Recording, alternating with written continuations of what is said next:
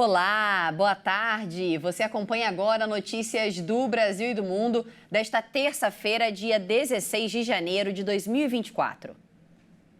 O ministro da Educação, Camilo Santana, anunciou na manhã de hoje que vai ser dado um incentivo financeiro extra para que os estudantes matriculados no terceiro ano façam o Exame Nacional do Ensino Médio. Na ocasião, as notas do Enem 2023 foram divulgadas oficialmente.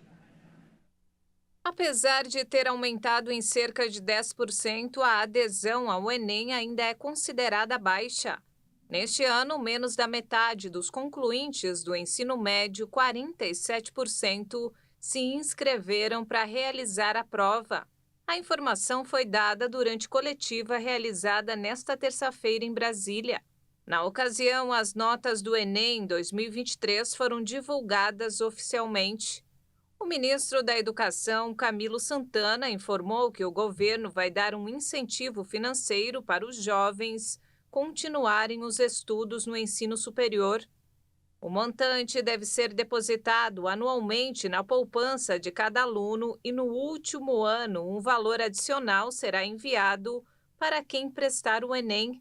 Segundo ele, a abstenção foi vista com preocupação pela pasta da educação. Nós temos um total de matrículas público e privado em torno de 2.083.000 jovens que estão concluindo o ensino médio no ano de 2023, né, e que se inscreveram apenas 1.400.000, ou seja, nós tivemos mais de 600 mil jovens que não se inscreveram no Enem, e destes que participaram, apenas 50% dos que estão matriculados concluindo o ensino médio, ou seja, metade dos jovens brasileiros concluindo o ensino médio de 2023 realizaram a prova do Enem. Então, precisa identificar o motivo que esse jovem, qual a razão que esse jovem que está concluindo o ensino médio naquele ano não está realizando o Enem. De todas as redações aplicadas, 60 alcançaram a nota 1000.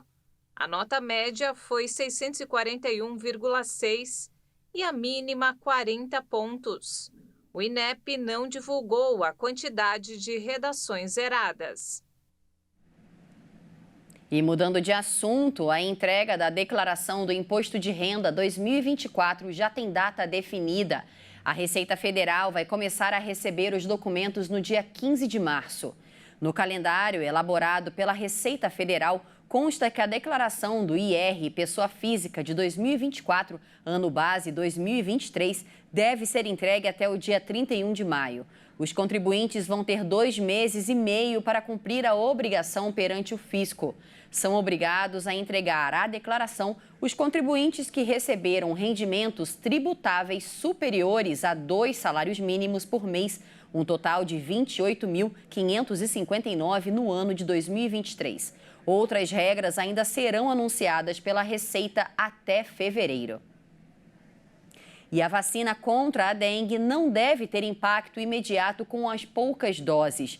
O Ministério da Saúde vai definir ainda uma estratégia de vacinação focada em atender municípios com mais transmissões da doença. O Brasil lidera o número de casos no mundo, com quase 3 milhões registrados em 2023.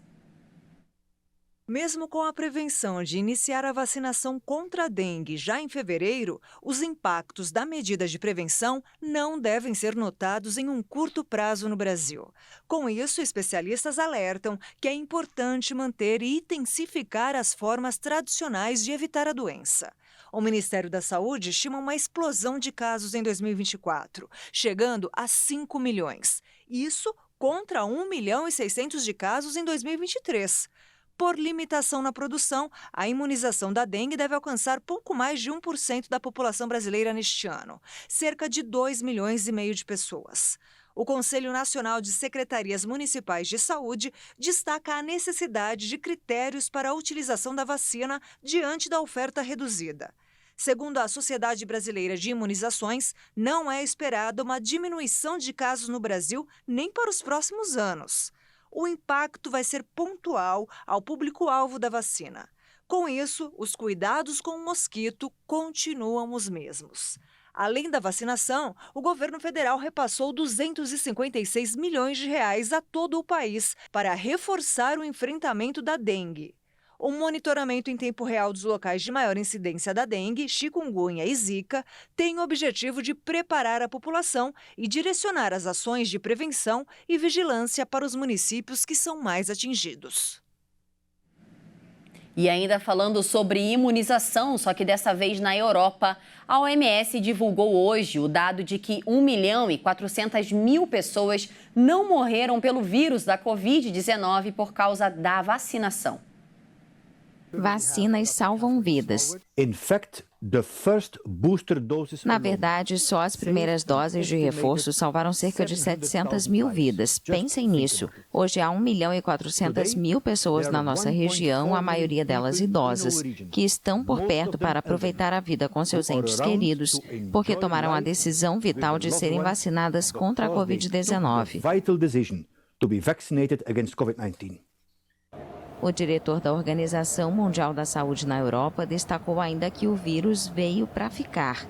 Segundo dados da OMS, até 19 de dezembro de 2023, foram notificados mais de 277 milhões de casos de Covid na região, que abrange 53 países e se estende à Ásia Central, assim como mais de 2.200.000 mortes.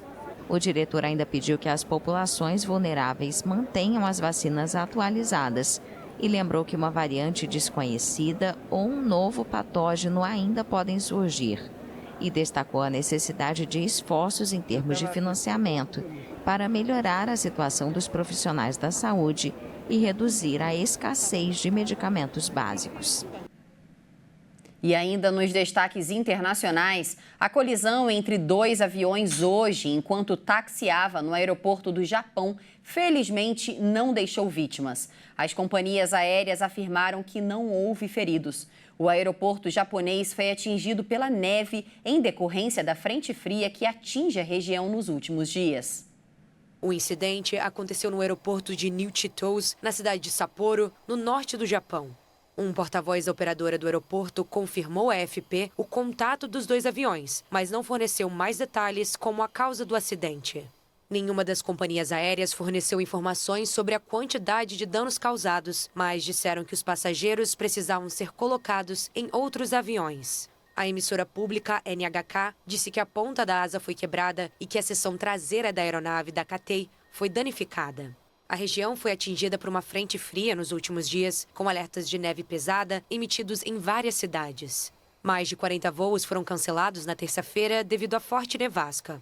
O incidente ocorre 2 semanas após uma outra colisão no aeroporto de Haneda, em Tóquio, entre um avião da Japan Airlines e um avião menor da Guarda Costeira, que deixou 5 mortos. E essa edição fica por aqui. Você acompanha outras informações logo mais às 5 da tarde com a Beatriz do Vale. Uma ótima tarde para você. Tchau, tchau.